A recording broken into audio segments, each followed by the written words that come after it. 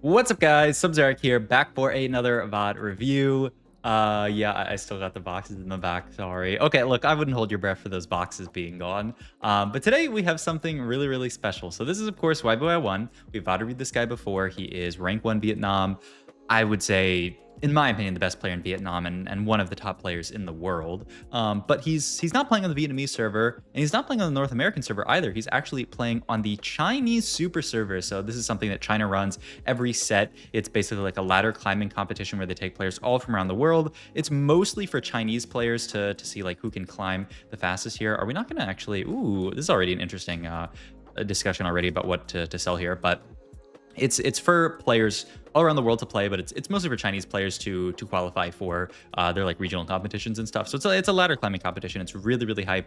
Sadly, not that many people from NA are playing this year. Okay, first big decision point. He actually plays 2 Sugarcraft here, which is, you know, we've talked about how 6 Sugarcraft is a bit better these days. And it looks like he also wants to hold on for the Wukong, the idea being that he could actually see himself playing Wukong on this opener. So then his idea is going to be like potentially selling something like a Nomzi here, picking up like maybe a better frontline in Poppy. Yeah, I'm actually a little surprised he doesn't hold on to the Blitzcrank there over Poppy. I wonder why Poppy over Blitzcrank, because Blitzcrank, in my opinion, fits a lot better with this potential Sugarcraft opener. If we could, you know, get like a Rumble, then it would feel really, really good. But yeah, this is his idea, which is pretty wild, is a Sugarcraft opener with the Wukong as just frontline. We've seen in other VODs just how insane Wukong can be early game as just, you know, a solo frontline. And with these AP items, I mean, we definitely want to be playing around something that is AP. I see a Morello Slam there, very obviously. All right, first augment here, Frostcrest, Portable Forge, Three's Company. We don't really have any Frost units, I think. Do we have a single Frost unit? So Frostquest, a bit awkward to take. Three's Company, they did actually buff it to be 5. I haven't actually looked at the stats since then, so let's do a quick stats check on Three's Company. 4.55, okay, so not bad. And then probably as you go higher elo, it gets worse, yep. And then Portable Forge, sort of like the reverse of that, where I think it gets better as you go higher and you understand how to play around these. All right, so reroll these two, hit Raining Gold, Portable Forge, and Crown Guarded. I like a lot of these augments. I would probably default to just Raining Gold here so I don't get locked in to maybe some kind of Portable Forge option. I think there's some scary potential here where you get something, you're forced to take AD options, and then you're stuck with these AP items with AD options. So I think I would just lean Raining Gold here. But ooh, the Portable Forge grab from YBY1 here. So ooh, this is spicy, and we have a lot of spicy options here. Nothing, I think, too obvious. I think if you go to just Ornn items in general, go to artifacts and sort by average placement, yeah, you got like, and this is GM plus here. I'll bring it down to Masters plus. Just, you know,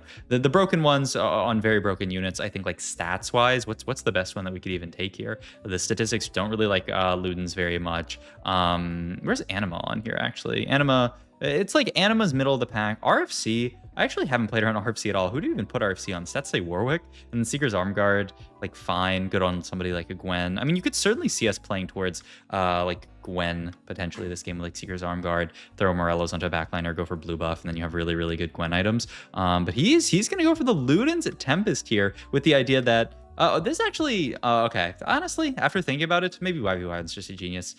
He's thinking about the fact that we're in the Radiant item galaxy. And so his idea is, if I can scale an Ornn item with a Radiant item, like, that might go absolutely insane. So yeah, he's going to take the Ludens here with the idea of, I don't actually know who he's thinking of putting it on. We talked about the Ludens of Varus. Sorry for the lag. I'm scrolling on tactics.tools here, because let's just, I mean, this is what I would do in the spot, just to get some more like data on what I want to actually play with Ludens, because yeah, it's not very good on Karma at all. It's pretty good on Varus, not bad on Gwen actually, terrible on Ryze in the statistics, pretty good if you can get to like a Xerath, but okay, so this is good information to have, pretty good on like Ziggs reroll. So like with a Morello Slam, I guess his idea might be playing towards like a Gwen, and like I said, you know, maybe just Ludens the Gwen, though if that was the case, maybe we would have gone for Seekers. We'll see. I'm excited for what YBY has got cooking for us this game, because yeah, I don't see a very obvious direction here, and he's doing a lot of scouting. You always, oh man, good players like this is such a treat to see them being so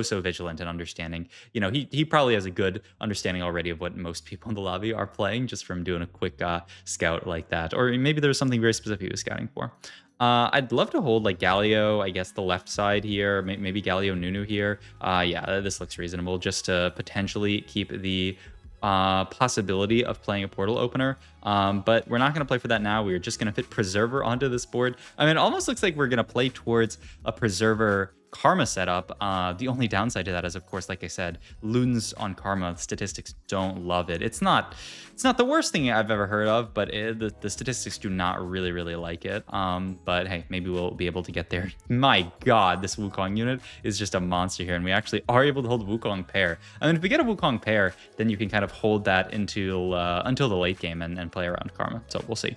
Tier open here. If we want to be Karma, then we are looking for a blue buff in this situation, or just some kind of mana item, though I wonder if, she'll have enough damage. Can't get the blue buff here, so what are we going to look for here? Like a Rod for maybe... Oh, we can't even get Rod here, so we just end up taking Giant's Belt for a better frontline. I mean, that's not my favorite here, but all good. We're going to level up here because we are on a 3 streak. Play double Wukong on the board because, I mean, it's our strongest board. What else are we going to play here? Like random Chrono or something, I guess. But he actually wants to play double Wukong over the Chrono just because, I mean, we saw how much work one Wukong's doing, so why not play two?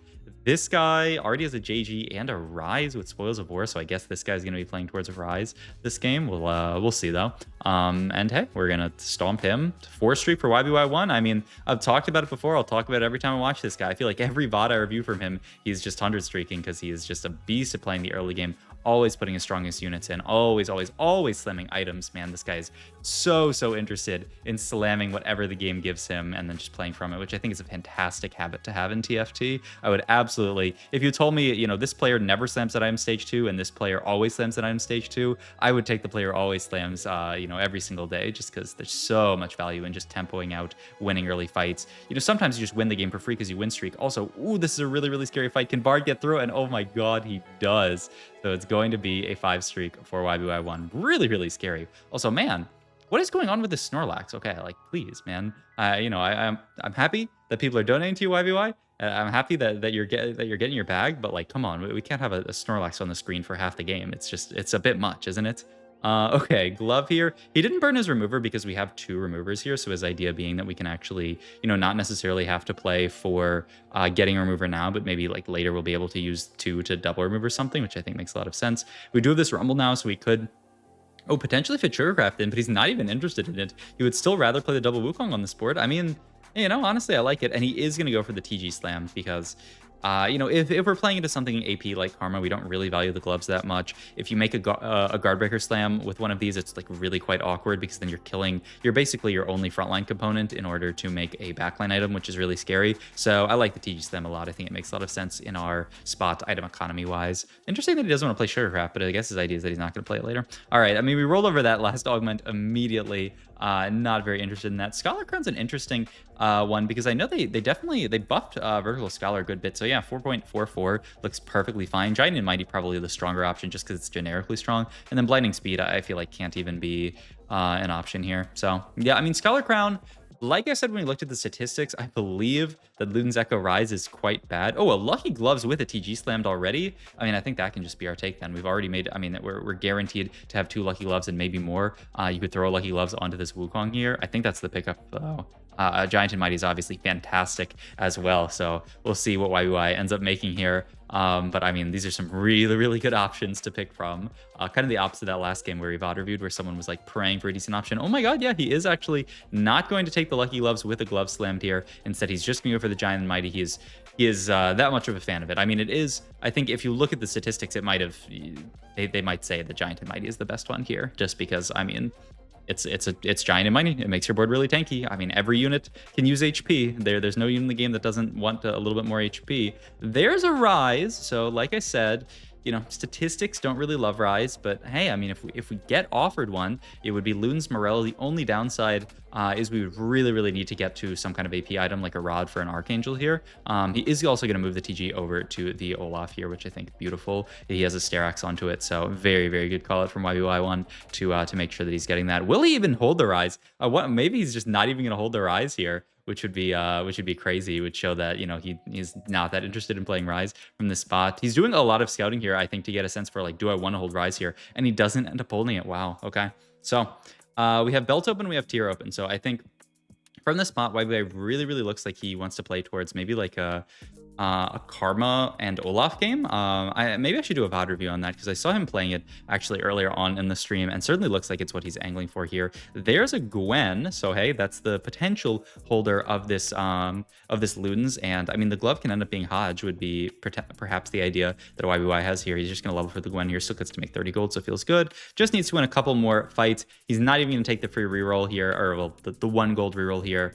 Even though, I mean, I guess I mean, the potentiality of hitting something like a Wukong too seems really, really valuable. But I guess not. All good. We end up winning this fight. Pick up a Cassiopeia, which still makes me think.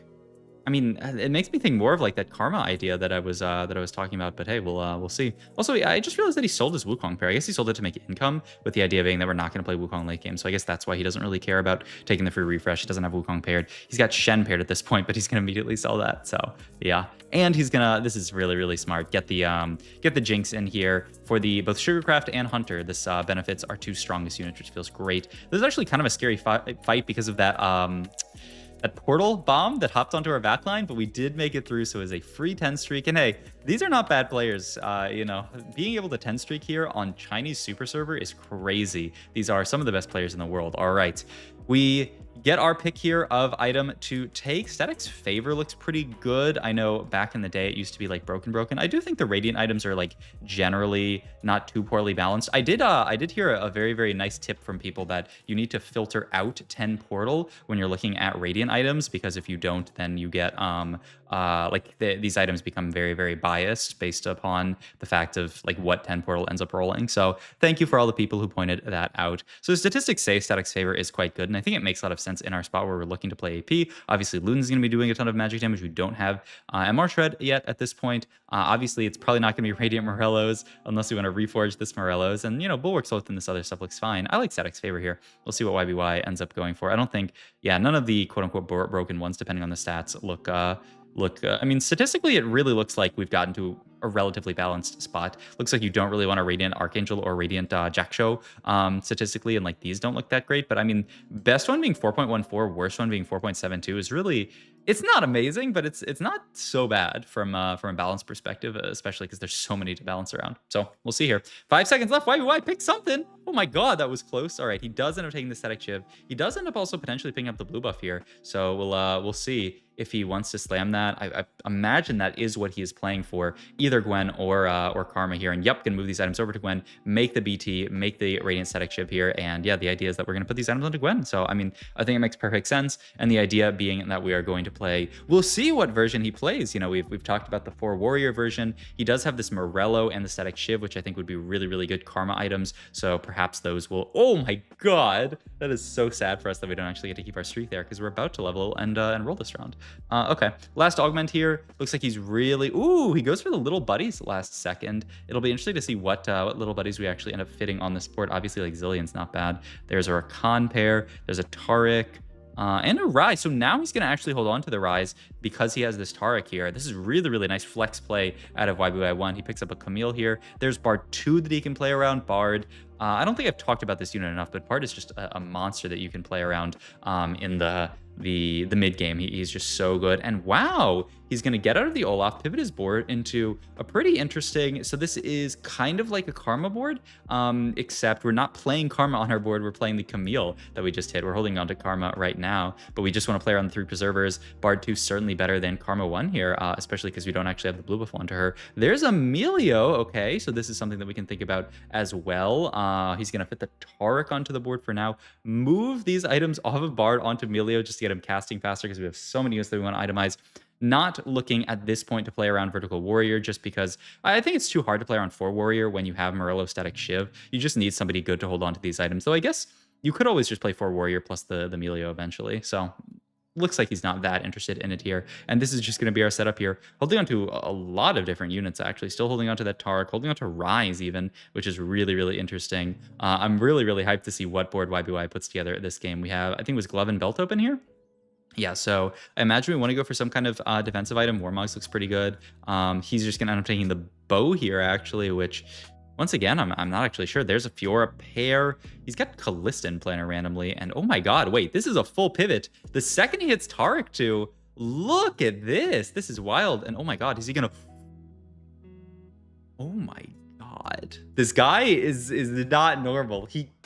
I mean, let's just get an instant replay on that. He triple reforged here. Okay, so let's break this down. This is insane. He hits Tarek 2, says, okay, now that I have Tarek 2, I'm confident. I have Tarek 2 and I have Melio. I'm confident in actually playing around Ryze in this scenario. Ryze is a very, very niche comp, not the strongest comp in the world. But if you can get to Emilio or a Scholar +1 and play for this 4 Scholar with good units on your board, it actually feels pretty good. You obviously fit 3 Portal onto this board. He's right now just playing a Camille on this board. It's also really solid with little buddies, right? We're playing the Zoe, we're playing the Zillion right now. There's other stuff that we could potentially play down the line. But he knows if he's playing around Ryze, he can't play around a lot of these items. Like we talked about, Loon sucks. So he just full rips the Reforge here, which is, I mean, insane, actually insane. He finds an item for Tarek. He gets Fish Bones, which I don't know what we're going to do with this. Like, okay, it's going to be Fish Bones Melio. And he ends up building a Gnasher's Tooth and then slams the Hodge onto Ryze. I do not know what to say. Like, I mean, if YBY1 does well this game, he is just the god of TFT. Because, like, what is this play? The full Reforge and just says, I mean, his idea, I think, is that he has Camille. Camille can hold AD items. He obviously has the Ryze, who can hold a lot of AP stuff. He has the Targ too, who can hold a lot of tank items. So he really feels comfortable playing around a lot of different items in this spot. And the Hodge, it's kind of an AD frontliner item. We'd love it onto the Camille, but it's fine. We throw it onto the Ryze here, and he's going to do okay with it. It's damage for Ryze, which is one of the most important things. And this is going to be our setup. We're 67 HP. The only thing is, our spot is still, we have the Tarek too. I'm not so confident that you can go 9 on this board. I feel like we lack damage, but it's also just like, what are you meant to do? Are you meant to roll for a Ryze when you don't have a Ryze pair? I don't know. This spot is so awkward, but I mean, maybe he trusts in the 4 Scholar version of this board enough. He gets the remover, of course. He can now make a JG for the Ryze, the idea being that he has the Hodge. So the value of crit is really, really high. You tend to really want Archangels on this guy. But with a Hodge here, he's just going to get quick casts off. And I think we're going to go for another Reforge here. We end up hitting Mittens, which is going to have to still go on Melio, right, for attack speed? No, he's going to throw it onto the Tarek here for just a little bit of extra front line. And hey, the Melio can farm him an item. Okay. I mean, just get that Mittens Tarek auto-attacking so fast. I mean, okay, with the idea being that there's, a lot of other stuff that we can do here. Sticky Fingers is the pickup here. I'm surprised that YB1 is having this much discipline as far as rolling, because every board that we're scouting, I'm pretty sure we are getting 10-0'd by. That person just hit a Diana 2 on the right. I feel like we need to send it here, or else we might actually bot for this game, especially because we're Ryze pair and the Rakan pair, though Rakan 2 is not the biggest hit here. Yeah, this is going to be another loss. I mean, this board should lose. There's no way this board should win any fights. If this board was winning fights, this would be the most broken board in the game, because our whole board's 1-starred. So, hey, we do end up picking up a Ryze too. He picks up another Charm here, so a little bit of a reward for not actually like rolling deep. He gets the okay, so this is the item off Sticky Fingers, which is just gonna be a Hodge for Melio. Man, we really need the idealism augment here to give us value for getting all these Hodges. I mean, it would be pretty good here actually if it existed in this spot. But oh my god, this is another really scary fight. I mean, there's so much stuff that we have left to hit, down to 24 HP. This spot is looking really scary, and I still am not that comfy going 9 in this spot, but we'll see what we can do here. What do we want to take here? We could go for another Tarek item. We could go for like something like an adaptive helm in that realm. We have a Marsh Red. We have Heal Cut here. Not gonna be able to get any of this, so we're just gonna have to go for Fairy +1, which I mean, I guess we're gonna Fairy Crown like Bard and then throw that onto him, and he's put Poppy in a player. Actually, I mean, we do get to level up here, so maybe we could play somebody else and Fairy Charm them. No, it is going to go into Bard here. We are going to end up leveling for just the Bastion on the Hecarim here to give us some extra frontline to play around, and this is going to be the board for now. He's looking at this Camille pair, saying, I'm level 9. If I can get Camille to, my board might actually be decent. And such a cool little like flex board that he's played around. Obviously, he plays around 4 Scholar and then gets Portal in with that, because that's really easy to fit, and then Bastion on top of that. But, fitting the Camille onto this board with just Preservers is pretty cool. And yeah, looks like he's gonna lock in. Just like that, all the HP preservation from early game, that 10 streak, allowed us to actually, we farmed a top 4. This is already a top 4 in this spot, which looked so doomed. But hey, I mean, the board still, I would say, is not insane, but we did make it to level 9. It was I want to say greedy from YBY1 to not roll down deeper here, but I mean, it's not greedy if it works. If that allows him to make it to 9, I mean, he's just a genius. Farms double Bramble Vest onto this Tark here, which is actually fantastic, into this this Varus here, and we're gonna win this fight. All of a sudden, this board's actually looking pretty strong with the level 9. The 4 Scholar's still on this board. I mean, yeah, it's he's actually doing work. He picks up the Diana. This can come in over the Heck Rim, of course. And I mean, wow, this is our board for now. We don't have a remover to burn at this point. We'd love to maybe get like Hodge onto Camille and maybe move TG somewhere else or something. But I mean, it's not so bad onto the Emilio. He's doing what he can here. But yeah, this next item might just end up being like a random Tark item. But hey, let's roll down here, pick up hopefully an upgrade here. Scrappy looked great. Tailor it so it goes on the front line. There's Camille too, like we were talking about, so big. He's thinking about maybe popping items off here. Yeah, this is beautiful. Move the mittens over to Camille. He pops the items off. Now he can just throw TG onto the Taric here. I love this. And then the other tank item onto Rakan. This is great. And then down the line, if we get to, I mean, we're probably not getting to the end of stage 6, but if we did, we could remove her, the Hodge off the Milio, maybe find another Milio. Oof. That was a kind of tough loss with how close it was. There's Rakan too, though. These are big upgrades. We're hitting really big upgrades every round. He's thinking about, I'm not sure, moving Fairy Queen's Crown over to Rakan just to give him some AP and make him tankier. I mean, it's not the craziest thing to think about. I imagine it's still better on the Bardo right now, but we'll see. Yeah, he's thinking hard on it. He is just going to leave it onto he's going to put it on nobody for a second. Oh, that was interesting. Oh, maybe it's something with like making sure that you know, this bar doesn't get more items than is necessary. I'm not actually sure, but hey, we win this fight. We stomp, and wait a minute, that's the end of the game. It was a double kill from YBY here. A double kill, 16 HP and 14 HP. We absolutely, we did this. I mean, this was a good win, but we just barely killed this guy. And then the other guy got maybe 10-0'd by our ghost. It's a win. It is a win for YBY1 with this board playing around for Scholar on Ryze. I mean, this is crazy. This is like I said, a very niche comp, not one that I think a lot of people are playing around. And I mean, I don't think anybody else would have taken this line that he did, reforging his items. I mean, that was nuts. Can I go back frame? Oh yeah, I can go back. Yeah, frame by frame. Oh, I'm a genius. But yeah, I mean, what a game. What a cool final board as well. Playing around the Camille, flexing everything. This was so fun. So hope you guys enjoyed this video. If you did, please like, comment, and subscribe. Check my Twitch. All my links down below. Thank you guys again for watching.